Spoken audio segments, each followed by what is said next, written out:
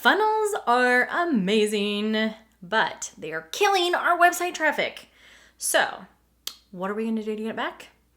We have devised a backlinks strategy to use for digital marketing, which is one of the best ways to get more traffic to your website.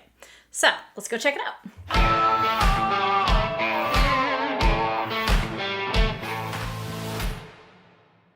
If you're new here, I'm Jenn, owner of Formula Done, and we help online business owners and digital marketers attract more website traffic and get more qualified leads using content you have already created. If that sounds amazing and you want to learn more, check out some of the other videos on our channel in the Content Toolbox playlist. And even better, make sure you subscribe to the channel and hit that notification bell so that you don't miss any episodes. We drop new ones every Thursday. All right, so let's dive in to why we want to talk about backlinks as a strategy for digital marketing. It's not normally something that's talked about outside of the blogging word. Four-letter word for digital marketers, right? But it's highly effective.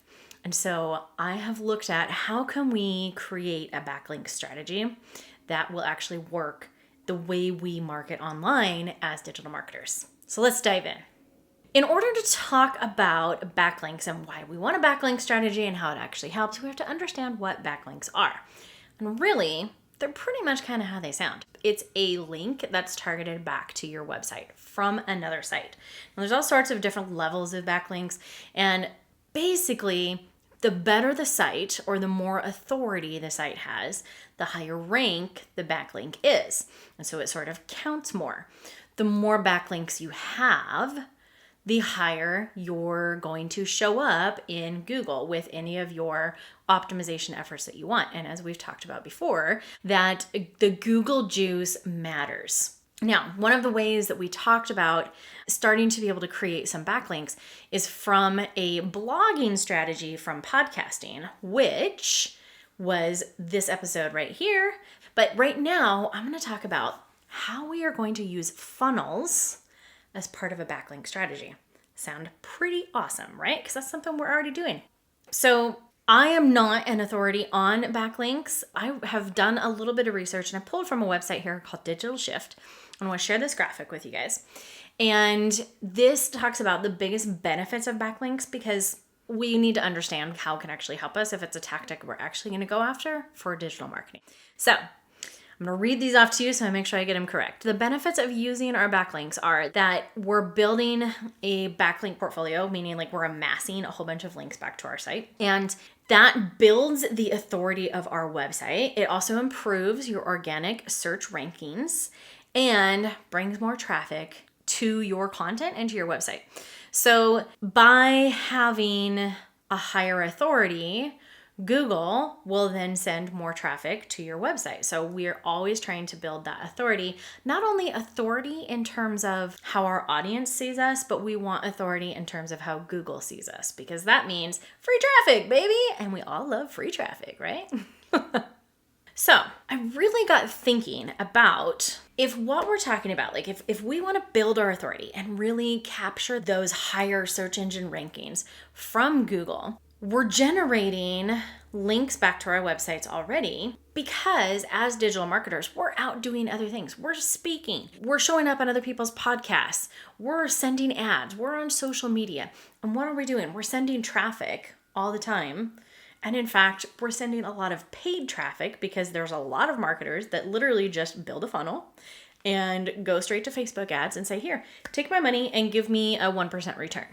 And that is pretty much how a lot of online businesses work. So we're paying to send all this traffic back. We're paying to put more of our links out there. But those links are generally going to funnels that are not attached to part of our website.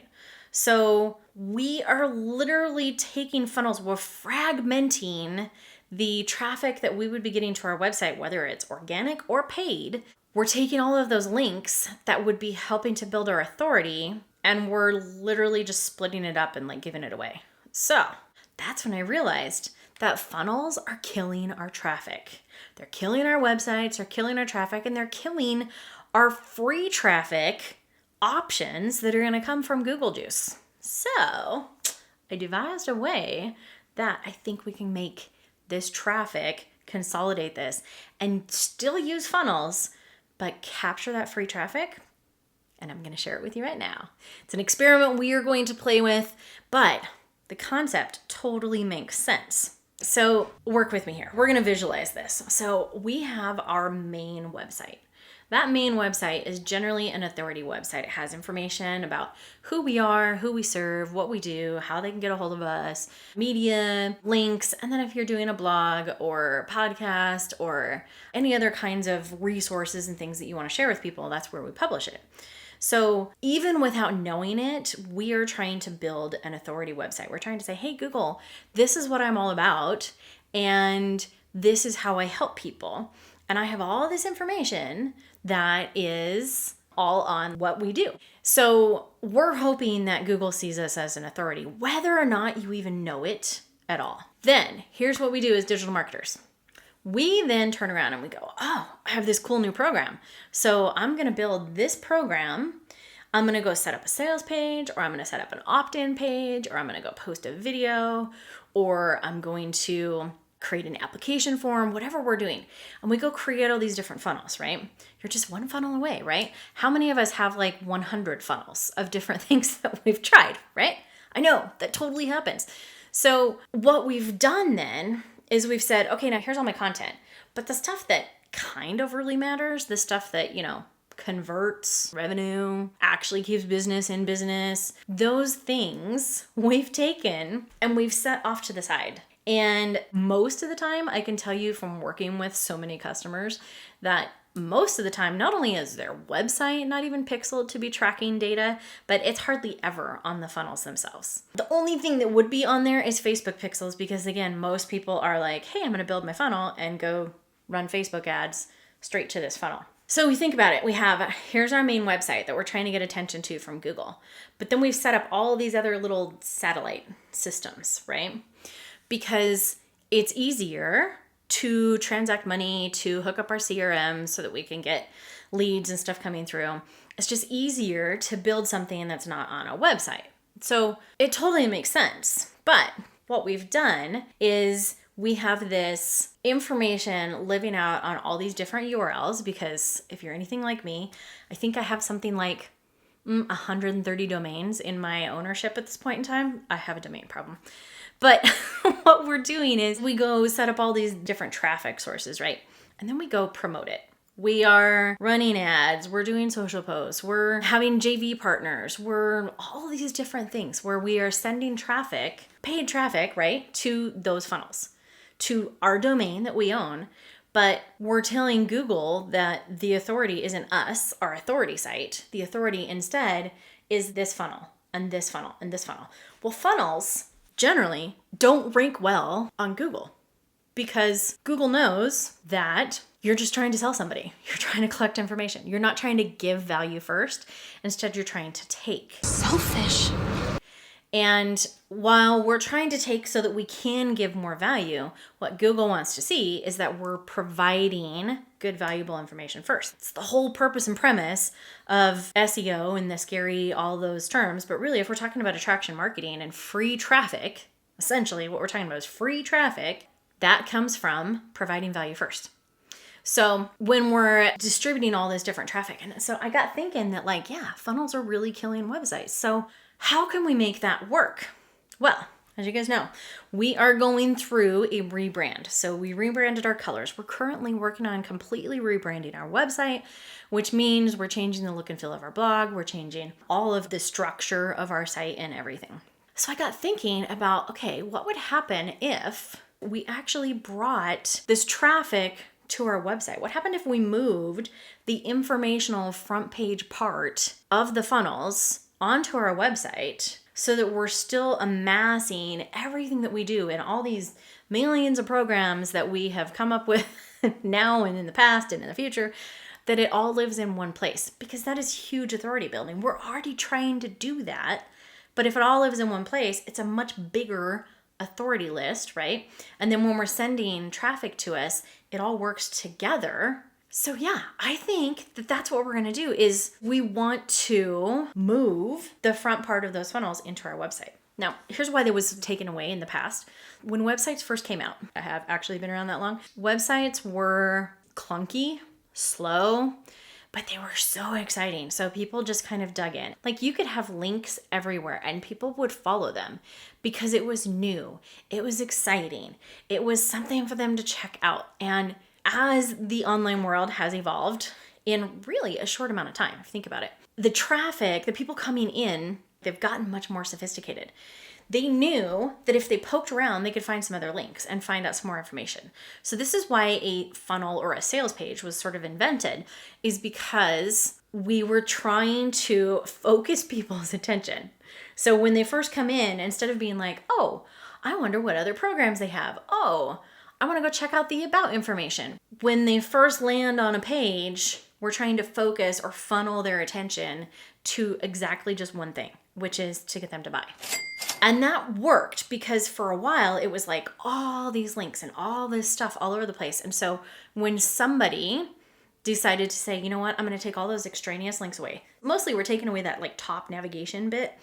We're taking that off and we are taking away the other links. So their only attention is focused on our sales message and getting them to buy or getting them to opt in or whatever it is that we're trying to do. So that worked. But now buyers have gotten even smarter. And I think that most buyers know that if they're not ready to buy, they can poke around and find out more information about it somewhere else. So they're actually getting smart and savvy about where else can I go. But if they feel like their options, and this is what I believe based on the traffic patterns that I've seen online, that if the buyer, for the most part, feels like they're being forced into a situation or feels like they don't have a choice to go look at something else, or if they feel like their actions are being sort of controlled online, and that goes for ads that are following them, for emails they don't want, for not being able to navigate around on a website. So if they feel like their options are gone, then what happens is they lose trust in us. And that's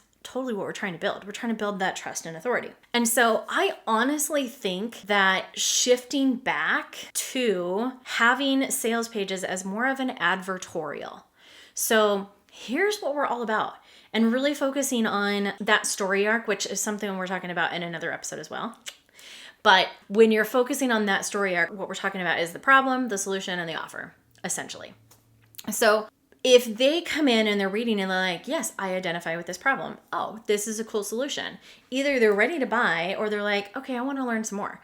So wouldn't it be awesome at this point if they could click around and go to your blog, because yes, you should have one, and look at other articles or go listen to some of your podcast episodes or something, because chances are that you're talking about some of the same things that you're doing. But wouldn't it be awesome if they could actually sort of choose their own adventure where they feel more empowered and more in control? And I believe more empowered to make the decision on their own, that we're granting trust in them. Like it's a co-op trust relationship, I think, where it's like, okay, you're not trying to force me into some action. You're just giving me some really cool information about here's the problem and the solution that you offer. And oh, okay, I get how I can join. I think that going away from the whole taking away the navigation and literally just putting it on the website as this is awesome information and here's how you get it. Then whatever the call to action is, whether it's an opt-in or it's an application or it's a go watch this video or it's go buy, right? Ultimately, we want to get them to go buy.